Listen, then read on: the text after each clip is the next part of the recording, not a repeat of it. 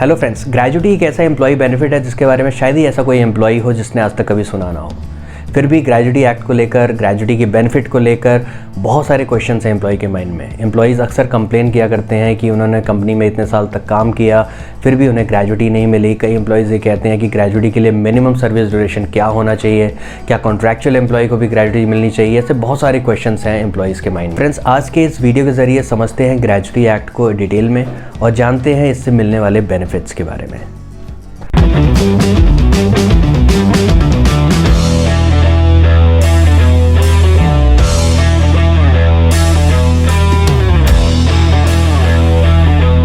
नमस्कार फ्रेंड्स, स्वागत है आप सबका align professional training YouTube channel पे और मैं हूं आपका होस्ट, आपका दोस्त नीरज। दोस्तों, इससे पहले कि मैं आज का टॉपिक शुरू करूं, अगर आप इस चैनल पे पहली बार आए हैं तो मैं आपको बताना चाहूँगा कि इस चैनल पे मैं एम्प्लॉय बेनिफिट रिलेटेड टॉपिक्स पे वीडियोज़ लाता रहता हूँ। अगर इस चैनल पे आप पहली बार आए हैं तो I request you to please subscribe this channel and also press the bell icon ताकि फ्यूचर में आने वाला कोई भी वीडियो आपसे मिस ना हो। दोस्तों, आज का जो टॉपिक है ग्रेजुटी, ये एक बहुत इंपॉर्टेंट सोशल सिक्योरिटी बेनिफिट है।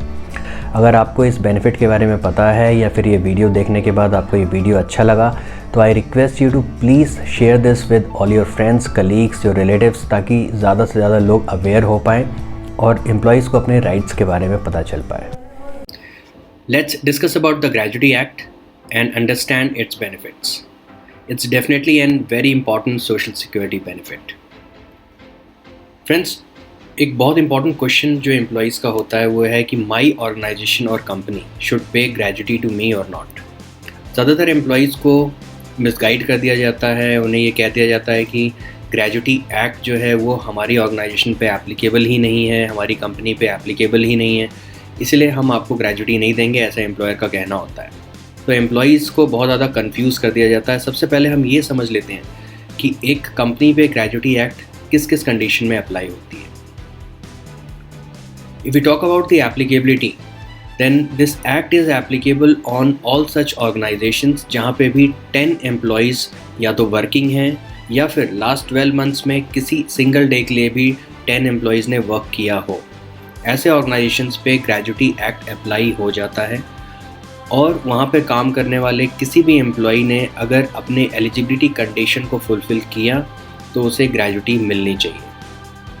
दोस्तों, इससे कोई मतलब नहीं है कि आज के करंट डेट पे वहाँ पे कितने एम्प्लॉयज़ काम कर रहे हैं। जिस दिन भी वहाँ पे 10 एम्प्लॉयज़ ने काम किया उसी दिन ग्रेजुटी एक्ट वहाँ पर अप्लाई हो जाता है। Friends, if we talk about all the organisations जहाँ पे ये अप्लाई होता है तो शॉप एंड एस्टैब्लिशमेंट यानी कि डिफरेंट ऑफिसेज जहाँ पे हम काम करते हैं, factory wherever the manufacturing work take place, mines, oil field, plantation, ports and railway company, इन सब पे ग्रेजुटी एक्ट अप्लाई होता है depending upon the number of employees working over there. Friends, next important जो question employee के mind में रहता है वो ये है कि am I eligible for this benefit, यानी कि अगर ग्रेजुटी एक्ट किसी एम्प्लॉय को मिलनी चाहिए तो उसके लिए उसको क्या क्या एलिजिबिलिटी कंडीशंस फुलफ़िल करना ज़रूरी है। तो आइए समझते हैं कि ग्रेजुटी बेनिफिट के लिए एक एम्प्लॉय कब एलिजिबल होता है। फ्रेंड्स, ग्रेजुटी बेनिफिट के लिए एलिजिबल होने के लिए एक एम्प्लॉय को एक पर्टिकुलर ऑर्गेनाइजेशन में 5 ईयर्स सर्विस करना पड़ता है और ये 5 years of service should be continuous service, यानी कि विदाउट एनी ब्रेक। अगर एम्प्लॉई ने मान लीजिए किसी कंपनी में वर्क किया फॉर 3 ईयर्स, उसने रिज़ाइन कर दिया एंड आफ्टर 1 और 2 ईयर्स और 3 ईयर्स उसने फिर से उस कंपनी में ज्वाइन किया, तो दोस्तों ये कॉन्टिन्यूस सर्विस नहीं है। उसके ये दोनों टेन्योर अलग अलग काउंट होंगे for the purpose of counting the total number of years of service for this gratuity benefit. Friends, ये जो 5 ईयर्स ऑफ सर्विस है इसका एक एक्सेप्शन है। अगर मान लीजिए किसी एम्प्लॉय की जो सर्विस है वो डिसकंटिन्यू हो जाती है और उसके डिसकंटिन्यूशन का रीज़न है डेथ या फिर परमानेंट डिसेबिलिटी, तो ऐसे इन दो कंडीशंस में हम 5 ईयर्स ऑफ सर्विस का कंडीशन कंसिडर नहीं करेंगे and the employee will be eligible for the gratuity, या फिर उसकी फैमिली मेम्बर एलिजिबल होगी ग्रेजुटी बेनिफिट के लिए, even if the employee has not work for 5 years. Friends, one more important thing which we need to know in gratuity act, हम लोग 6 months को round of करके 1 ईयर मान लेते हैं। यदि किसी एम्प्लॉय ने 4 ईयर्स एंड 6 मंथ्स वर्किंग की है तो उसे हम इक्वलेंट टू 5 ईयर्स मानेंगे। फ्रेंड्स, नेक्स्ट जो इम्पॉर्टेंट पॉइंट है जो हमें समझना ज़रूरी है वो ये है व्हाट इज़ कॉन्टिन्यूअस सर्विस। जैसा कि मैंने आपको बताया, यदि हम किसी कंपनी में जॉब कर रहे हैं और हम रिज़ाइन कर देते हैं तो वहाँ पर हमारा सर्विस ब्रेक हो जाता है, और फिर जब हम रीजॉइन करते हैं तो उसे फ्रेश एम्प्लॉयमेंट कंसिडर किया जाता है। मगर कई बार ऐसा होता है कि जॉब में रहते हुए भी हम किसी कारणवश ऑफिस नहीं जा पाते, उन सारे रीज़न्स के होते हुए भी हमारी सर्विस डिसकंटिन्यू नहीं मानी जाती। आइए देखते हैं कौन कौन से रीज़न्स हैं। फॉर एग्ज़ाम्पल, यदि कोई एम्प्लॉई ऑफिस इसलिए नहीं जा पा रहा क्योंकि वो सिक है बिकॉज ऑफ सम इलनेस, या उसका एक्सीडेंट हो गया, he is not physically fit, उसने लीव ले रखा है, ले ऑफ के कारण, स्ट्राइक या लॉकआउट, या डिसकंटिन्यूशन ऑफ सर्विस, या उसकी सर्विस को डिसकंटिन्यू कर दिया गया है from the side of employer, जिसमें कि उस एम्प्लॉई का कोई फॉल्ट नहीं है। अगर ऐसे किसी भी रीज़न्स के कारण अगर एम्प्लॉई ऑफिस नहीं जा पाया तो उसे हम डिसकंटिन्यूड सर्विस नहीं मानते, उसे हम कंटिन्यूस सर्विस ही मानते हैं। और ऐसे कंडीशंस में एम्प्लॉई को ग्रेजुटी बेनिफिट का लाभ मिले, इसके लिए ये रूल बनाया गया है कि हम नंबर ऑफ़ डेज़ के हिसाब से डिसाइड कर सकते हैं कि वेदर एम्प्लॉई ने 1 साल कंप्लीट किया है या नहीं, या 6 मंथ्स कंप्लीट किया है या नहीं। जैसे कि अगर कोई एम्प्लॉई इन सारे रीज़न्स के कारण ऑफिस नहीं जा पाया तो उसके वर्किंग डेज़ कम हो जाते हैं। ऐसे कंडीशन में भी मान लीजिए अगर कोई एम्प्लॉई माइन में जॉब कर रहा है या फिर वो 5 डे वर्किंग इस्टेब्लिशमेंट में वर्किंग है और उसने 190 डेज़ कंप्लीट कर लिया है, 190 डेज़ ऑफ वर्किंग कंप्लीट कर लिया है 1 साल में, तो उसे हम 1 ईयर का बेनिफिट देते हैं, उसे हम 1 ईयर काउंट करेंगे। अगर उसने 95 डेज़ वर्क कर लिया है तो उसे हम 6 मंथ्स काउंट करेंगे और उसे 6 मंथ्स का बेनिफिट मिलेगा। इन दोनों इस्टेब्लिशमेंट्स के अलावा और किसी भी इस्टेब्लिशमेंट में काम कर रहा है अगर एम्प्लॉई और उसने 240 डेज़ की वर्किंग की है तो उसे 1 ईयर माना जाता है, और अगर उसने 120 डेज़ की वर्किंग की है तो उसे 6 मंथ्स का बेनिफिट मिलता है। तो फ्रेंड्स, अगर एम्प्लॉई कंटिन्यूस सर्विस में है और इन रीज़न्स के कारण अगर वो ऑफिस नहीं जा पाया, उसके वर्किंग डेज़ कम हो गए, फिर भी उसे ग्रेजुटी बेनिफिट मिल सकता है अगर वो इतने नंबर ऑफ़ डेज़ कंप्लीट कर लेता है उस पर्टिकुलर ईयर में। दोस्तों, नेक्स्ट जो बहुत ही इंपॉर्टेंट क्वेश्चन आता है, I am a contractual employee, am I eligible for gratuity. दोस्तों, ये एक बहुत ही कॉमन प्रॉब्लम है अमंग्स दी कॉन्ट्रैक्चुअल एम्प्लॉय। आपके आसपास भी बहुत सारे कॉन्ट्रैक्चुअल एम्प्लॉय वर्किंग होंगे, जैसे सिक्योरिटी गार्ड्स हो गए, housekeeping staff, pantry staff, drivers. ये सारे जो कॉन्ट्रैक्चुअल एम्प्लॉयज़ होते हैं उनको उतनी ज़्यादा लॉ की अंडरस्टैंडिंग नहीं होती, इसके कारण इनको मिसगाइड कर दिया जाता है, इनका एक्सप्लॉयटेशन किया जाता है, और ग्रेजुटी जैसी एक इम्पॉर्टेंट सोशल सिक्योरिटी बेनिफिट जो इनको मिलनी चाहिए उन्हें नहीं दी जाती। आइए समझते हैं राइट्स ऑफ कॉन्ट्रैक्चुअल एम्प्लॉयज़ और उन्हें ग्रेजुटी मिलनी चाहिए या नहीं मिलनी चाहिए, और अगर मिलनी चाहिए तो उन्हें कौन देगा। दोस्तों, अगर हम एम्प्लॉय के बारे में समझें तो एज़ पर ग्रेजुटी एक्ट हर परमानेंट एम्प्लॉय ग्रेजुटी बेनिफिट के लिए एलिजिबल है। Only trainee and apprentice who are working in the company, they are not eligible for this benefit. Similarly contractual employee भी एलिजिबल है ग्रेजुटी के लिए अगर वो eligibility conditions को फुलफिल करता है। कॉन्ट्रैक्चुअल एम्प्लॉय को ग्रेजुटी जो है वो उसका कॉन्ट्रैक्टर देगा, क्योंकि कॉन्ट्रैक्चुअल एम्प्लॉय अपने कॉन्ट्रैक्टर का ही एम्प्लॉय होता है, he is just working for the principal employer. In case अगर कॉन्ट्रैक्टर किसी भी कॉन्ट्रैक्चुअल एम्प्लॉय को या आउटसोर्स एम्प्लॉय को ग्रेजुटी नहीं देता है, उस केस में ग्रेजुटी उसको प्रिंसिपल एम्प्लॉयर को देना पड़ता है। दोस्तों, कॉन्ट्रैक्चुअल एम्प्लॉय या आउटसोर्स एम्प्लॉय के केसेस में ज़्यादातर ये देखा जाता है कि ग्रेजुटी देने से बचने के लिए प्रिंसिपल एम्प्लॉयर या फिर कॉन्ट्रैक्टर उन्हें एक फॉर्म से दूसरे फॉर्म में ट्रांसफ़र कर देता है। इससे जो कॉन्ट्रैक्चुअल एम्प्लॉय है या आउटसोर्स एम्प्लॉय है वो समझ नहीं पाता कि ग्रेजुटी का क्लेम वो किससे करे, चाहे कॉन्ट्रैक्चुअल एम्प्लॉय हो, आउटसोर्स एम्प्लॉय हो या फिर परमानेंट एम्प्लॉय हो। जब भी किसी एम्प्लॉय को एक फॉर्म से दूसरे फॉर्म में ट्रांसफ़र किया जा रहा है, सो it is very important for the employee to ask the employer that how he will get the gratuity benefit। यानी कि अगर आपने 3 साल किसी कंपनी में जॉब किया और अब आपको कंपनी बोल रही है कि हम आपको अपने दूसरे फर्म में ट्रांसफ़र कर देते हैं, तो आपको इस वक्त ये पूछना बहुत ज़रूरी है कि इन 3 साल के ग्रेजुटी का बेनिफिट कैसे कैलकुलेट होगा, क्योंकि जो नए फॉर्म में आप जा रहे हैं वहाँ पे आपको नया अपॉइंटमेंट लेटर मिलेगा और वहाँ से आपका फ्रेश एम्प्लॉयमेंट शुरू हो जाएगा, और ये 3 साल कहीं भी काउंटिंग में नहीं आते ग्रेजुटी के लिए in future.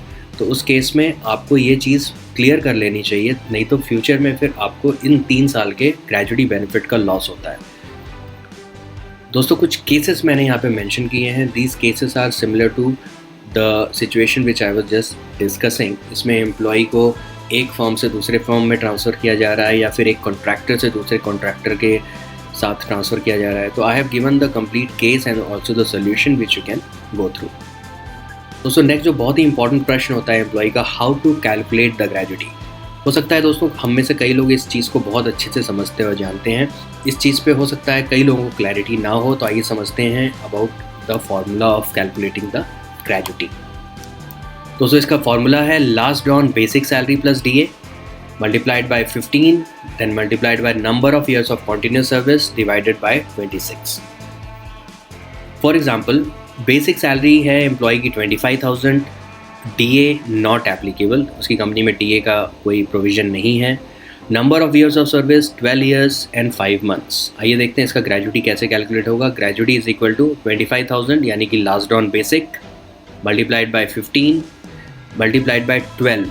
Number of years में यहाँ पर हम सिर्फ 12 लेंगे, 5 मंथ्स की कोई वैल्यू नहीं है। Anything less than 6 months is equal to 0, तो यहाँ पर हम 12 लेंगे डिवाइडेड बाय 26 और इतना ग्रेजुटी उस एम्प्लॉय को मिलेगा। और दोस्तों अगर ये 5 मंथ्स की जगह 6 होता या 7 होता तो उस कंडीशन में हम यहाँ पर 12 की जगह 13 लेते और इस एम्प्लॉय को 1 साल का बेनिफिट मिल जाता। यानी कि 6 मंथ से अगर ज़्यादा है या 6 मंथ्स है तो राउंड ऑफ करके 1 हो जाएगा और एम्प्लॉय को उसका बेनिफिट ग्रेजुटी कैलकुलेशन में मिलेगा, उसका ग्रेजुटी अमाउंट भी इंक्रीज हो जाएगा। जैसे कि पहले था उसका 1,73,000, now it has been enhanced to 187।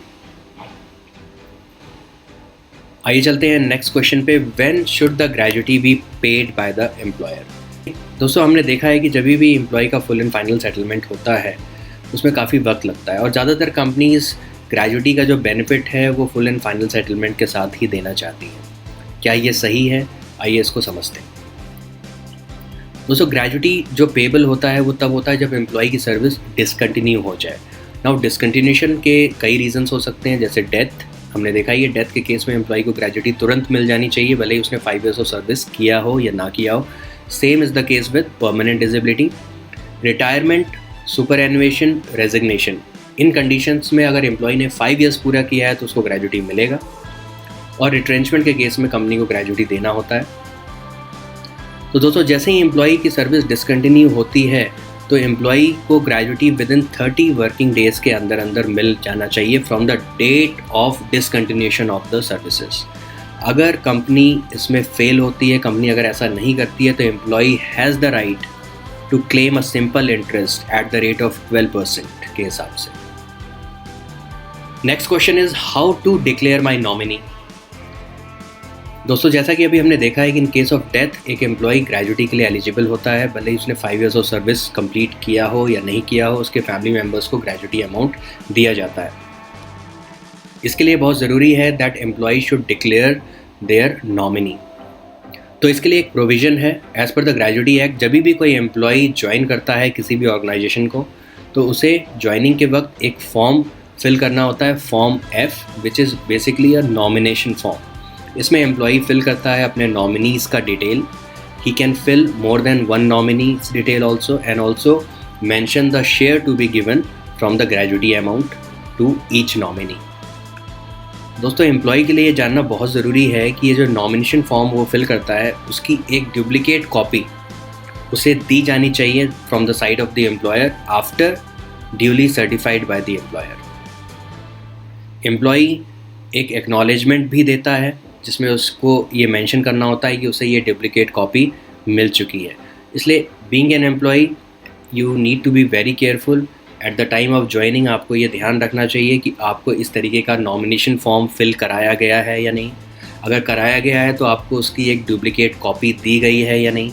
Without receiving the duplicate copy you should not give any acknowledgement.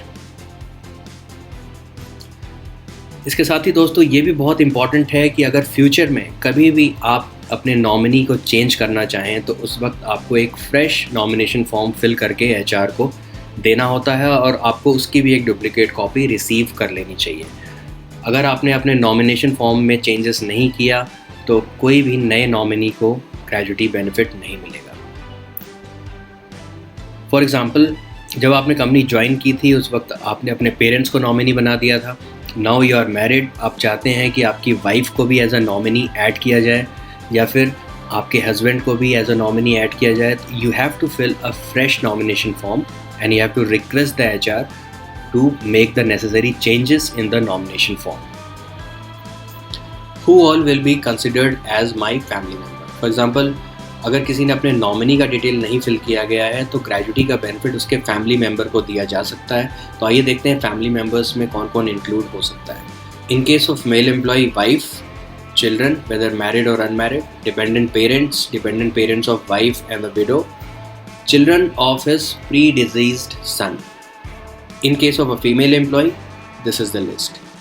So it is very important for all the employee to know that who will be considered as a family member for this benefit of gratuity. How much maximum gratuity can I earn? Now this is very important for every employee to know. Right now, if I talk about the maximum gratuity, an employee can earn a maximum gratuity of 20 lakhs throughout his career. दोस्तों maximum gratuity limit was 10 lakh, but through a amendment in 2018 now it has been enhanced to 20 lakh. So it is very good news for all the employees. Now they can earn a maximum of 20 lakh gratuity in their whole career. Is the gratuity taxable? Friends, जैसा कि अभी मैंने आपको बताया है कि employee अपने पूरे करियर में up to 20 lakh gratuity earn कर सकता है and this 20 lakh is completely a tax free gratuity. Now having said this, I just want to inform you that कि ऐसा नहीं है कि एक एम्प्लॉई 20 लाख से ज़्यादा ग्रेजुटी अर्न नहीं कर सकता. अगर कैलकुलेशन के बाद जो अमाउंट आ रहा है ग्रेजुटी का वो 20 लाख से ज़्यादा है और अगर उसका एम्प्लॉयर चाहे तो वो उसे उतना पूरा अमाउंट दे सकता है. लेकिन 20 लाख से जितना भी अमाउंट एक्सीड करता है उसके ऊपर उसे टैक्स देना पड़ेगा as per the tax slab which is applicable for that particular employee. Thank you. So friends, thanks for watching and I hope you have like this video. ये वीडियो देखने के बाद आपको ग्रेजुटी एक्ट और उससे मिलने वाले बेनिफिट्स के बारे में काफ़ी कुछ पता चल गया होगा. अगर आपको वीडियो अच्छा लगा तो प्लीज़ शेयर इट. दोस्तों, अगर अभी तक आपने इस चैनल को सब्सक्राइब नहीं किया है तो प्लीज़ कर लीजिए and also press the bell icon ताकि फ्यूचर में आने वाला कोई भी वीडियो आपसे मिस ना हो और उसका नोटिफिकेशन आप तक पहुँच जाए. सो फ्रेंड्स, जल्दी ही मिलता हूँ अपने किसी नए वीडियो के साथ. Till then, take care, good bye.